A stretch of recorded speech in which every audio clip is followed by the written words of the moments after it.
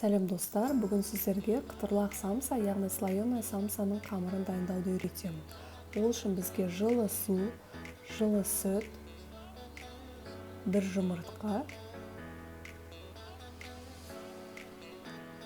дәміне қарай тұз және де бір шай қасық дрожж қосамыз. Жақсылап араластырып, жұмсақтау қылып қамыр илейміз. Бетін жауып, 1 сағатқа тындырамыз.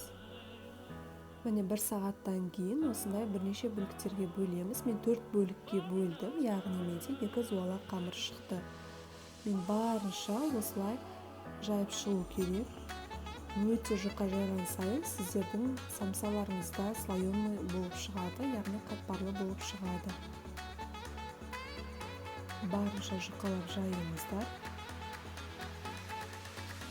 Және де үстіне ұн сеуіп қойып қоямыз. Мен екі қамырды бірден жайып шықтым. Сливочный маслоны ерітіп, қамырдың бетіне бүкіл жеріне жағып шығамыз. Екінші қамырымызды да үстіне жайып, оның үстіне де сливочный маслоны жағып шығамыз.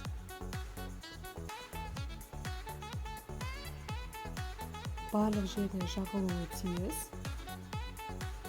Міне осылай видеода көрсетілгенде орап шығамыз. Орап болғаннан кейін пакетке салып морозильникте сақтаймыз. Кез келген уақытта бірнеше бөліктерге бөліп самсаларды пісіріп алсаңыздар болады. Міне самсам дайын болды. Өте керемет. Өте жұмсақ, хрустящий.